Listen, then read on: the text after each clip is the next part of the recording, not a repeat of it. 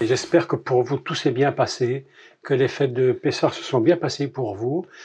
Et je crois que c'est vraiment une période absolument importante de toujours se rappeler que le Seigneur est le summum, le sacrifice du Messie est le summum de cette fête de Pessah. Il y aurait tant de choses à dire, et je crois que nous aurons l'opportunité d'en reparler encore et encore, puisque toute évidence, la fête de Pessah, c'est une fête qu'on fait une fois par an en Israël, chez les chrétiens souvent, mais en réalité, la fête de Pessah, c'est tous les jours.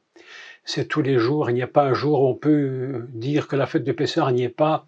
Je le répète encore et encore une fois, vous m'excusez, mais à chaque fois que le soleil se lève dans le ciel et que nous le voyons apparaître et que la lune se lève et qu'elle se couche, et dans un cycle perpétuel qui ne s'arrêtera que lorsque tout sera fini définitivement, que nous serons tous pour l'éternité avec le Seigneur, à chaque fois que le soleil se lève, ça nous rappelle que les 7 fêtes de l'Éternel sont tous les jours sur la terre. Ce n'est pas une fois par an, c'est tous les jours. Elles sont là, non pas seulement pour Israël, mais elles sont là pour l'humanité. Voilà quelque chose qui est très important.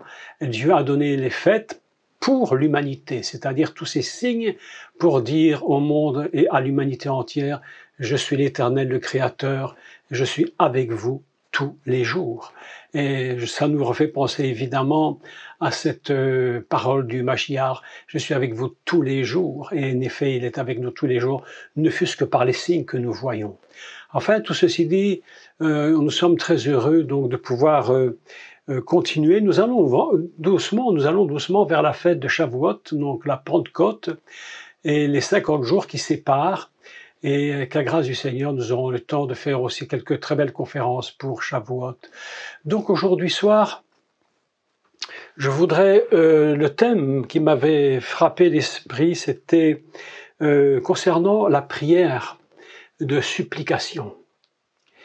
On a beaucoup tendance à faire de la prière une demande. Mais vous savez que une chose absolument fantastique, c'est que le mot tefila, qui signifie prière, a une valeur égale au mot chanson. Absolument, Shira, c'est une chanson, et c'est la même valeur. Lorsque l'on prie, c'est comme si on chantait un cantique à l'Éternel. D'ailleurs, les psaumes de David, qui sont des psaumes chantés, sont des prières. Parce que chanson et prière, c'est 2 mots qui ont la même valeur. Et ça, c'est absolument merveilleux. C'est-à-dire que aujourd'hui, à chaque fois que je me mets à étudier la Torah, je me dis, mais c'est comme si je priais en chantant. Et lorsque vous chantez un cantique, que vous chantez un psaume ou quoi, quelque chose, c'est comme si vous étiez en train de prier.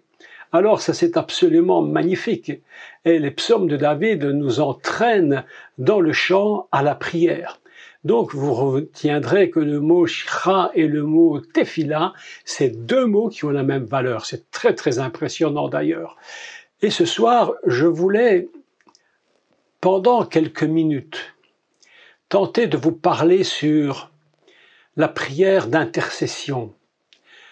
Vous avez compris, et je le sais parce que souvent, moi-même, lorsque je priais, et encore aujourd'hui, souvent mes prières, et probablement les vôtres, souvent sont des prières de demande.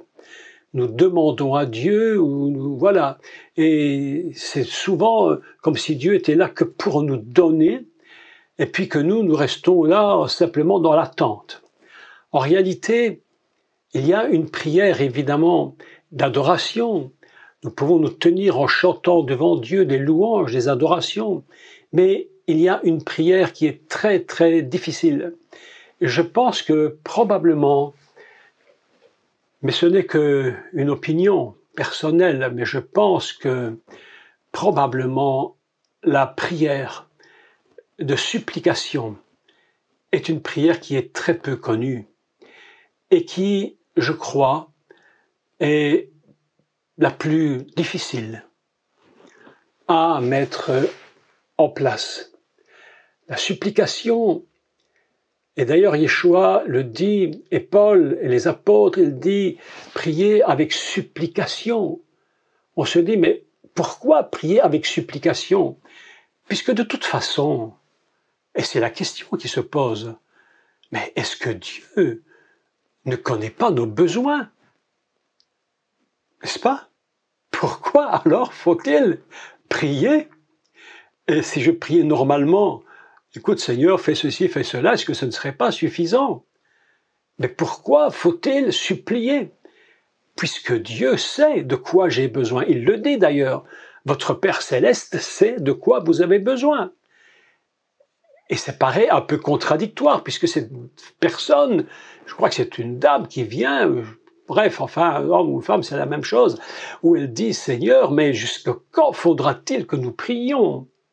Et Yeshua leur répond, priez jusqu'à ce que vous ayez vu s'accomplir.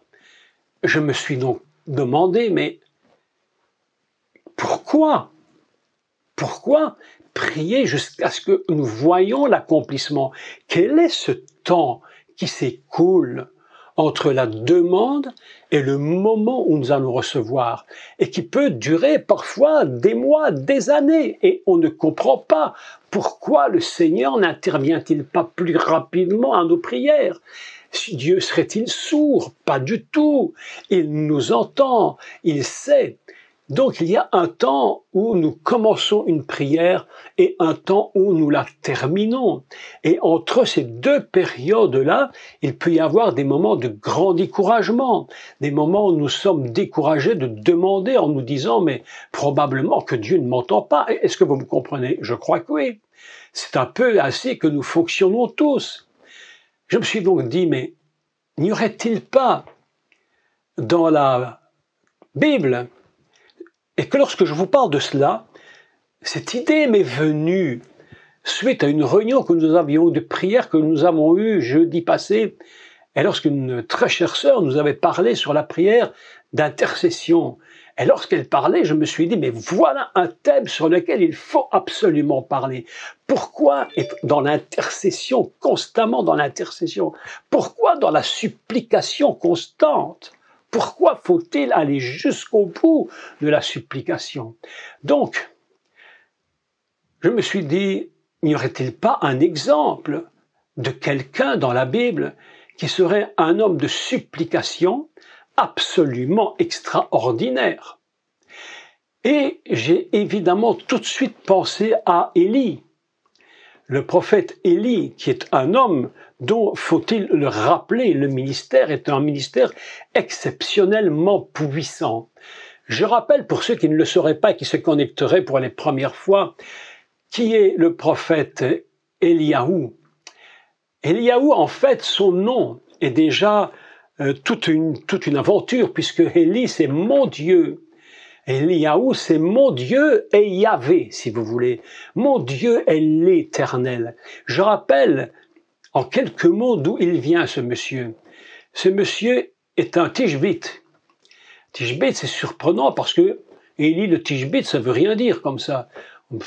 Mais en réalité, si nous regardons le mot et la racine hébraïque de son nom, du lieu d'où il vient, nous avons les lettres de Teshuvah, c'est-à-dire de retour. C'est un homme qui est dans un endroit qui s'appelle, si vous voulez, la capacité de faire le retour. Et il vient de Galgal, c'est-à-dire de la roue céleste. Gilgal, c'est Galgal. C'est pas par hasard. Donc, je répète cela en introduction, bien que je l'ai déjà dit et redit 1000 fois, mais en introduction à la prière de supplication.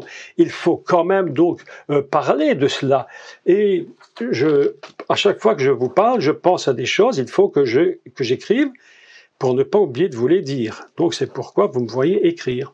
Donc, nous sommes dans la prière de supplication. Pourquoi cet homme qui vient de la roue, Galgal, Gilgal, la roue céleste, celle dont le prophète Ézéchiel a entendu le nom de la roue.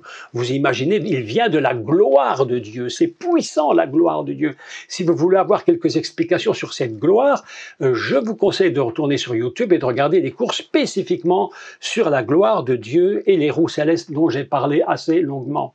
Et voilà que Élie, le prophète, donc mon Dieu est l'Éternel. Vous imaginez, quand on porte un nom comme celui-là, c'est fameux, hein, c'est fameux.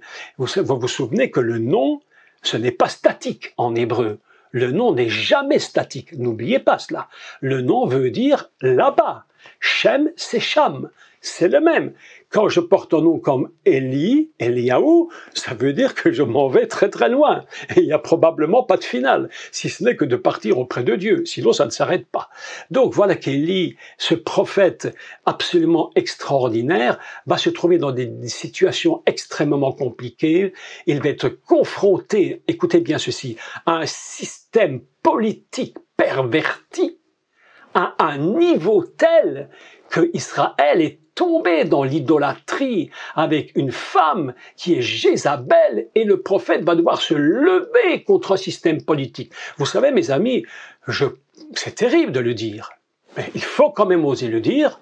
Nous sommes aujourd'hui dans un monde où le système politique est complètement devenu fou. Je ne sais pas si vous êtes d'accord avec moi sur ce point, mais le système politique tourne à la catastrophe. On est livré à des systèmes politiques dans lesquels il faudra que des gens se lèvent. Et il faut aujourd'hui de véritables prophètes. Pas des gens qui vous disent du blablabla, pas des diseurs de bonne aventure, des véritables personnes qui se trouvent dans le secret du royaume de Dieu, dans le cœur même de Dieu, où on entend véritablement la parole de l'Éternel. Mon Dieu est Yahvé. C'est pourquoi il y a quelque chose là-haut, mes amis. Oh là là là là. Cet homme de Dieu a une puissante révélation parce qu'il est dans la roue. Et vous savez que lorsque nous allons dans une roue, le cœur, plus nous approchons du cœur et plus ça tourne. Il y a la puissance et se dégage du cœur d'une roue quand elle tourne. C'est puissant. Donc, voilà que le prophète Élie est livré à un système politique terrible, et il va prononcer des sentences. Et une des sentences qu'il va prononcer et qui sera terrible, terrible, c'est la sentence de la sécheresse. Il ne pleuvra plus. Il ne pleuvra plus. Et Israël se trouve dans une situation terrible. Je me souviens, dans les années 70, peut-être vous avez la mémoire, si vous... je pense que c'était vers l'été, oui, et dans cette période, il y a eu une sécheresse terrible sur l'Europe, terrible. Et je me souviens que les gens couraient dans les magasins partout pour chercher à boire des bouteilles de l'eau. Et je me souviens un jour, mais c'est toujours mes petites anecdotes en plus, hein, c'est amusant, mais je me souviens un jour être dans un magasin où le monsieur avait de l'eau en bouteille, et il y avait des clientèles qui attendaient pour faire l'achat d'eau, de nourriture, et puis un monsieur rentre et il dit: monsieur, j'achète tout ce que vous avez, toutes les bouteilles, j'achète tout. Et le gars s'est retourné, le vendeur lui a dit: mais monsieur, mais vous vous prenez pour qui? Il n'y a pas que vous dans ce pays, il y a toutes les autres personnes qui ont besoin, parce que la sécheresse était tellement terrible, terrible, terrible. Et on était limité. Et vous voyez que Israël, pendant cette année, va être dans une sécheresse absolument terrible. Et Dieu va parler à Élie, et il va dire à Élie: à ta parole, écoutez bien les mots, il faut prendre le mot et le saisir d'où il vient. À ta parole, il ne pleuvra pas. Et cette parole vient de la roue, du cœur même de Dieu. Et la véritable puissance prophétique qui va nous entraîner dans la supplication, écoutez bien, et ça je le conçois maintenant, dans la supplication doit venir profondément du centre de la roue céleste, du cœur même de Dieu. On peut faire des prières très vagues, des prières sans structure, mais lorsque la prière trouve sa force dans le cœur de la roue céleste. Elle se met à tourner, elle produit une énergie incroyable et les paroles que nous disons ou que le prophète va annoncer vont avoir un impact. Elles seront impactantes sur la partie où Dieu veut que ça s'accomplisse. En l'occurrence, ici, Israël. Et voilà que Israël est dans une situation désespérée et il va falloir que les choses puissent changer. Et c'est ici que nous allons rentrer dans le texte que je vous ai envoyé d'ailleurs. Donc, voilà que le prophète Élie est confronté à Israël et aux faux prophètes. Être prophète de l'Éternel, ce n'est pas seulement être confronté à des situations particulières, politiques, mais c'est être confronté à une puissance spirituelle. Et Élie, tout ce qui précède le texte que nous allons lire dans 1 Roi 18, verset 41, tout ce qui précède, c'est le récit d'un combat, mais inimaginable entre un prophète et les prophètes de Baal qui, eux, vont régir un culte en Israël. Terrible. Qui est venu par une femme, Jézabel, qui est une horrible personne. Et aujourd'hui, je crois que nous devons bien comprendre que le véritable prophète ou la prophétesse, je mets les deux ensemble, nous ne sommes pas confrontés qu'à des problèmes systèmes politiques uniquement, mais nous sommes confrontés également à des systèmes spirituels, puissants, et qui régissent nos nations. On n'est pas prophète comme ça dans un ministère prophétique, même si les gens peuvent prophétiser.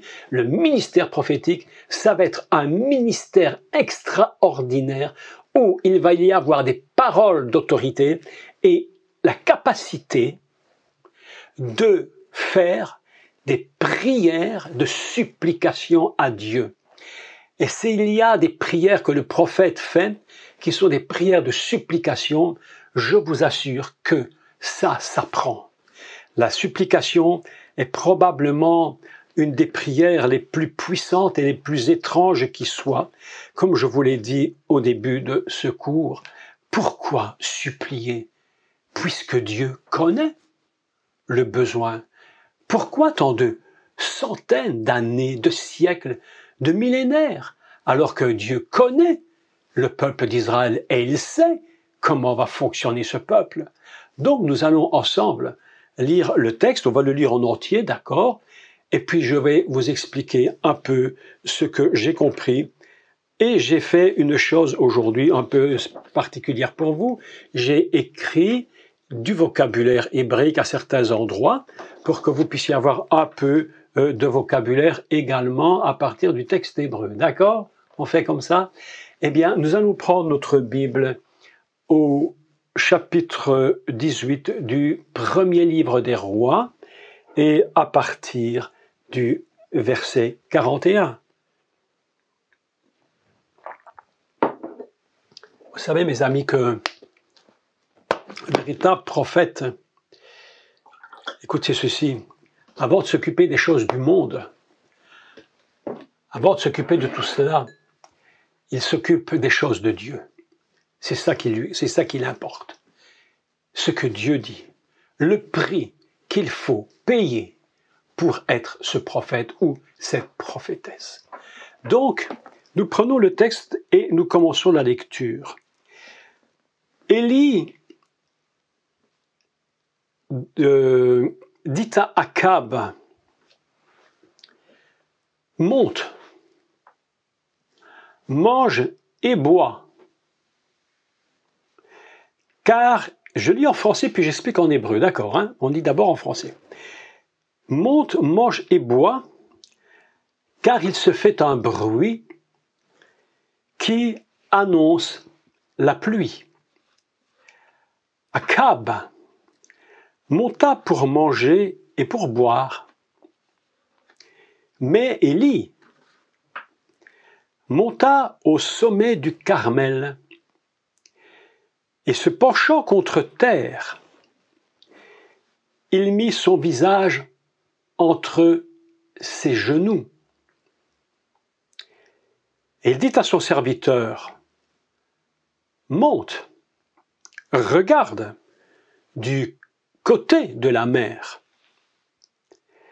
Le serviteur monta, il regarda et dit, « Il n'y a rien. » Élie dit, « Cette fois, retourne. »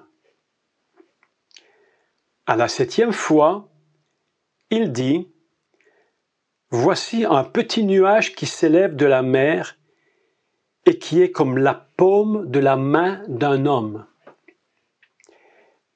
Élie dit, « Monte. » Et dit à Akab, « Attelle, monte sur ton cheval si vous voulez, attelle, et descends, afin que la pluie ne t'arrête pas. » En peu d'instants, rapidement, le ciel s'obscurcit par les nuages, le vent s'établit et il y eut une forte pluie. Akab monta sur son char et partit pour Jizréel.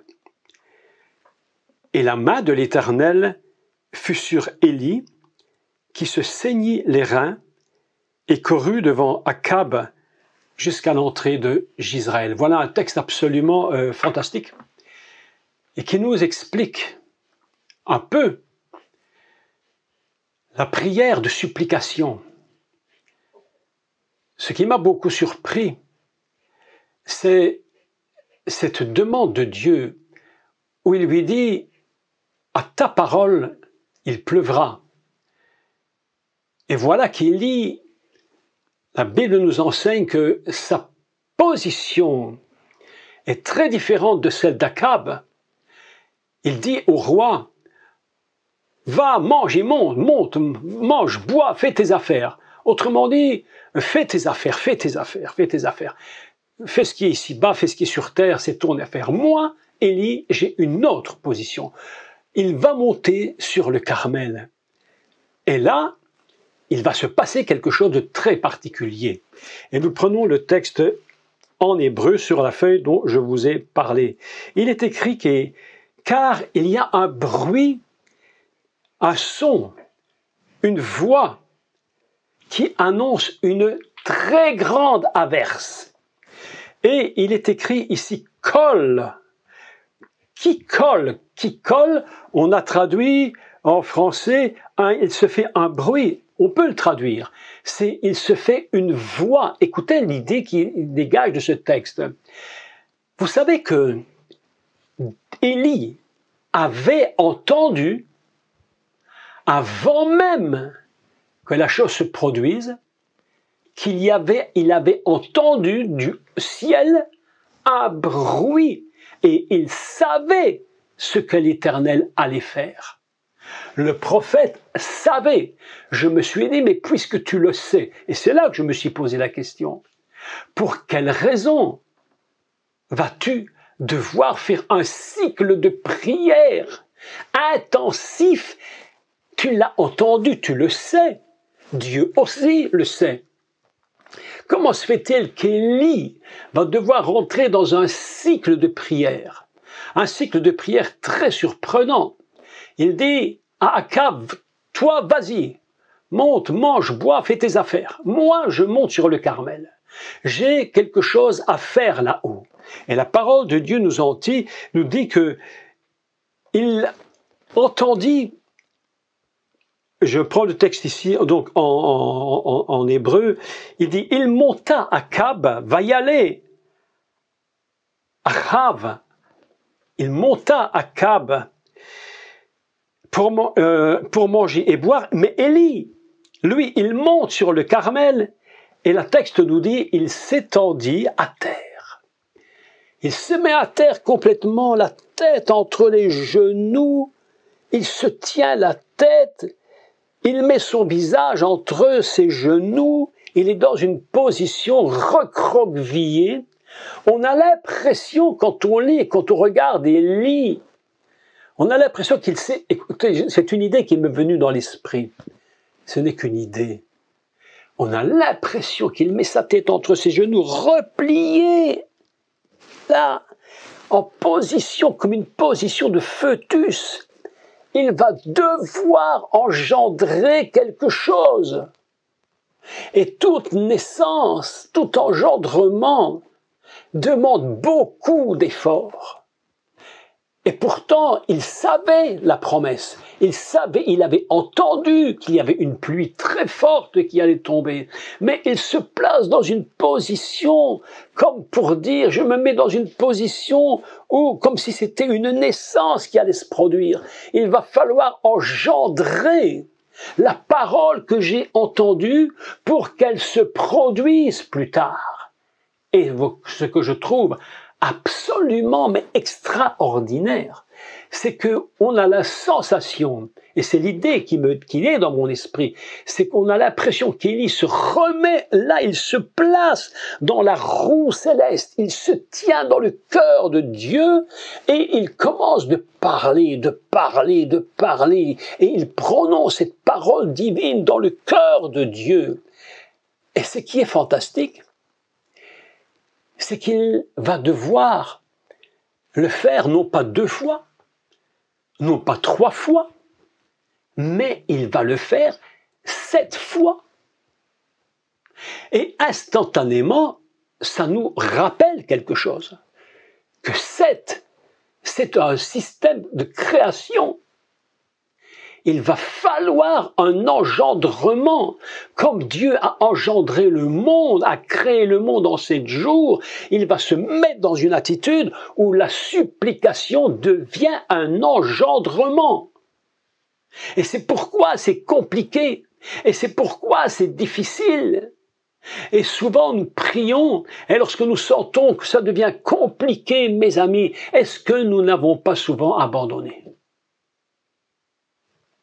Bien sûr, je ne suis pas là pour critiquer, je suis là pour parler pour moi aussi. Et souvent, j'ai commencé et j'ai abandonné, parce que je n'avais pas compris que la supplication, c'était un engendrement. Il se met en position, tête entre les genoux, face contre terre, plié. Et il prie, et il prie, et il prie. Je ne sais pas combien de temps ça a duré, mais il prie. Et il dit à son serviteur, Vayomer el Nacho, Alena Habed Decher Yam. Qu'est-ce qu'il dit à son serviteur? Il lui dit, monte. J'aime beaucoup l'expression na. Vous avez remarqué dans la Bible que l'expression na revient parfois? Abraham disait souvent na.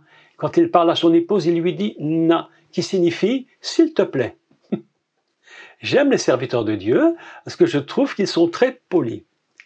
Abraham est un homme extrêmement poli avec son épouse et voilà que ici le prophète Élie dit « s'il te plaît, monte, s'il te plaît, monte ». D'accord? Na habed decher yam. Écoutez le texte.